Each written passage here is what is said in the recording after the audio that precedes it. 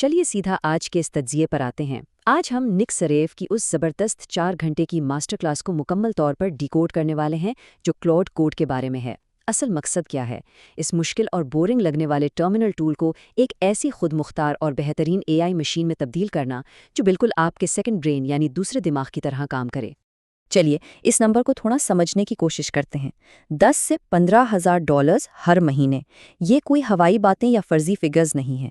ये असल में वो अजीम मंथली प्रोडक्टिविटी वैल्यू है जो क्लॉड कोड से हासिल होती है, ख़ास तौर पर जब इसे एक ऐसे बिजनेस को चलाने के लिए इस्तेमाल किया जाए जो सालाना $4 मिलियन से ज़्यादा का प्रॉफिट दे रहा हो। यानी जब एआई को सच में एक सेकंड ब्रेन की तरह इस्तेमाल किया जाए तो माली फ़ायदा इस कदर वसी हो सकता है जिसका आम तौर पर अंदाज़ा लगाना मुश्किल होता है। और इस पूरे सफ़र को आसान बनाने के लिए हमने इसे 4 वाज़े हिस्सों में बांट दिया है। पहला, मीट योर सेकंड ब्रेन, दूसरा दी एआई बिल्डिंग लूप, तीसरा स्टीयरिंग द शिप और आखिर में अनलीशिंग एआई एजेंट्स। तो फिक्र की कोई बात नहीं, ये रोड मैप हर चीज़ बिल्कुल क्लियर कर देगा। तो शुरुआत करते हैं हमारे पहले हिस्से से, मीट योर सेकंड ब्रेन। यहाँ हमारा मकसद ये समझना है कि जिन लोगों का टेक्निकल बैकग्राउंड नहीं है वो भी इसे बिना किसी खौफ के कितनी आसानी से इस्तेमाल कर सकते हैं। फ़र्क बिल्कुल वाज़ेह है। एक तरफ वो पुराना और डरा देने वाला टर्मिनल है जिसका कमांड लाइन इंटरफेस देखकर ही आम इंसान घबरा जाए, और दूसरी तरफ हमारे पास ग्राफिकल आईडीज़ हैं जैसे VS कोड या एंटी ग्रेविटी। ये बिल्कुल ऐसे हैं जैसे किसी मुश्किल मशीन को एक आसान और खूबसूरत डैशबोर्ड दे दिया जाए जहाँ फाइल ऑर्गेनाइजर भी हो और टेक्स्ट एडिटर भी। यहाँ कॉम्प्लेक्स कोडिंग के बजाय सिर्फ एक आम चैट विंडो के जरिए एआई से सीधा और आसान राब्ता कायम किया जा सकता है। अब इस निज़ाम की गहराई में जाने से पहले टोकन को समझना बहुत ज़रूरी है। टोकन को बिल्कुल एक लफ्ज़ या वर्ड की तरह समझ लीजिए। ये मालूमात की वो बुनियादी इकाई है जिसे एआई प्रोसेस करता है और आखिर में इसी की बुनियाद पर आपका बिल बनता है। यहाँ सबसे अहम किरदार कॉन्टेक्स्ट मैनेजमेंट का होता यह है कि क्लॉड मुसलसल पिछली सारी गुफ्तगू की हिस्ट्री को कंप्रेस यानी छोटा करता रहता है। क्यों? ताकि टोकन्स की बचत हो सके और लंबे टास्क्स के दौरान कॉन्टेक्स्ट लॉट यानी पुरानी मालूमात भूलने जैसी परेशानी का सामना न करना पड़े। अब आते हैं हमारे दूसरे अहम मरहले पर, दी एआई बिल्डिंग लूप। यहाँ पर सारा फोकस इस बात पर है कि रिवायती और आहिस्ता कोडिंग की बजाय हम एआई के जरिए तैयारशुदा रैपिड इटरेशन यानी तेज़ी से बार बार ट्राई करने की अप्रोच पर कैसे ध्यान दे सकते हैं। और ये चीज़ एक बेहतरीन तरीके से वाज़े करती है कि असल जादू आखिर है कहाँ। ये टेस्ट ड्रिवन डेवलपमेंट लूप 3 इंतहाई आसान कदमों पर मबनी है। टास्क दें, टास्क मुकम्मल करें और फिर वेरीफाई करें। असल में यही वो लूप है जो क्लॉड कोड को आम चैटबॉट से बिल्कुल अलग खड़ा करता है। ये एआई सिर्फ टास्क पूरा करके छोड़ नहीं देता, बल्कि वो खुद ही अपनी विजुअल या कोडेड आउटपुट को बार बार वेरीफाई करता है और तब तक टेस्ट करता रहता है जब तक नतीजा लाजवाब ना हो जाए। अगर इस पूरी टेक्नोलॉजी का निचोड़ एक बात में बताना हो तो वो ये है कि एआई की असली वैल्यू किसी काम को पहली ही कोशिश में 100% परफेक्ट करने में नहीं है, बल्कि इसकी असल कीमत इसकी स्पीड में है। देखें, इंसानी प्रोग्रामर्स शायद पहली बार में ज़्यादा बेहतर कोड लिख लें, लेकिन एआई इस कमी को अपनी रफ्तार और इस रैपिड वेरिफिकेशन लूप के ज़रिए पूरा कर देता है। वो अपनी गलतियों को इतनी तेज़ी से ठीक करता है कि मुकम्मल दुरुस्तगी तक वक्त के एक बहुत ही छोटे से हिस्से में पहुंच जाता है। ये रफ्तार वाकई हैरानकुन है। चलिए अब तीसरे हिस्से की तरफ रुख करते हैं, स्टीयरिंग द शिप। यहाँ हम उस खुफिया आर्किटेक्चर के बारे में बात करेंगे जिसे 90% लोग अक्सर नज़रअंदाज कर देते हैं, और इसकी शुरुआत होती है उस इंतहाई अहम डॉट क्लाउड डायरेक्टरी से। अब इस कॉन्सेप्ट के बारे में जो चीज़ सबसे ज़्यादा दिलचस्प है वो ये है कि एआई को एक बहुत बड़े समंदरी जहाज़ की तरह तस्वुर करें। सफ़र के आगाज़ में अगर मामूली सा भी मिसकैल्कुलेशन हो जाए तो जहाज़ अपनी मंजिल से हज़ारों मील दूर किसी अनजान जगह पहुंच सकता है।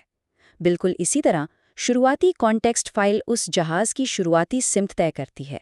ये हिदायत इसलिए अहम है ताकि जब टास्क लंबा हो जाए तो आपका एआई अपना रास्ता भटक कर हेलुसिनेट ना करने लग जाए।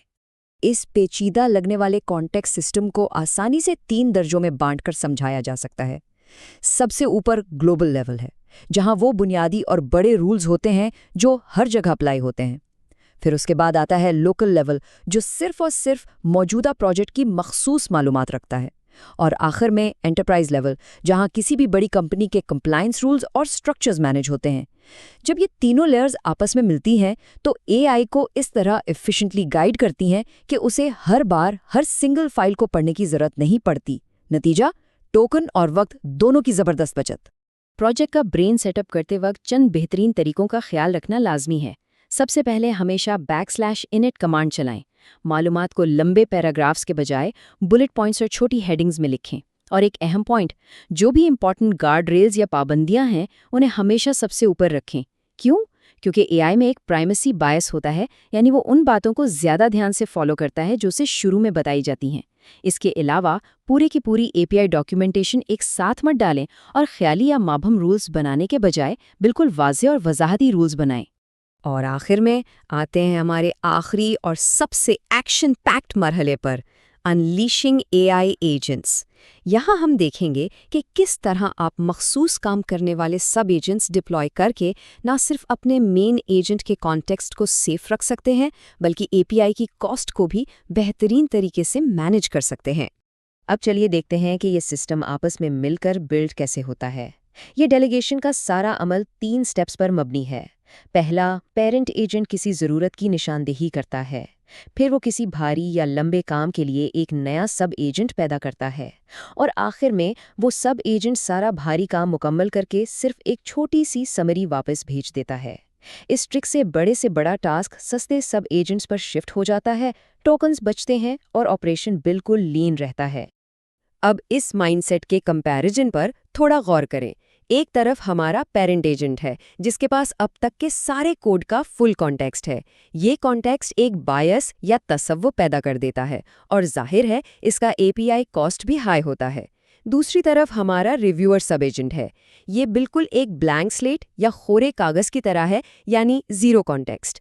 اس کی مثال بالکل انسانی نفسیات جیسی ہے۔ جب کوئی ایسا شخص آپ کا کام چیک کرتا ہے جس سے پہلے کی کوئی کہانی معلوم نہ ہو تو وہ بالکل غیر جانبدار ہو کر بہترین ریویو دیتا ہے، اور فائدہ، یہ ٹوکن کاسٹ میں بھی انتہائی سستا پڑتا ہے۔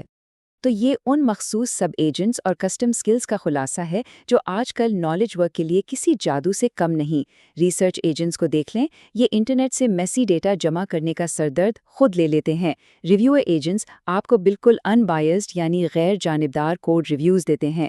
کیو اے اور ٹیسٹنگ ایجنٹس آپ کے کسی بھی سافٹ ویئر کی کارکردگی کو زبردست طریقے سے ویریفائی کرتے ہیں۔ اور پھر آتی ہیں ہماری کسٹم سکلز جو آپ کے روزانہ کے مخصوص ورک فلوز کو مکمل طور پر آٹومیٹ کر سکتی ہیں۔ تو اس تمام تجزیے کے بعد سب سے اہم پوائنٹ یہ نکلتا ہے، اگر انہی کسٹم سکلز کو تیار کر کے استعمال کیا جائے، جیسے خود مختار Amazon شاپنگ کرنا یا پھر کسٹم لیڈ اسکریپنگ کا مکمل نظام بنانا، تو کیا روزانہ کے ان تھکا دینے والے اور ریپیٹیٹو ٹاسکس کو پوری طرح سے اے آئی پر آف لوڈ نہیں کیا جا سکتا؟ اس سوال پر ضرور سوچیے گا، کیونکہ اس اپروچ میں وقت اور محنت کی بچت کا ایک ایسا انپریسیڈنٹڈ لیول چھپا ہے جس نے کام کرنے کے انداز کو سچ میں ہمیشہ کے لیے بدل دیا ہے۔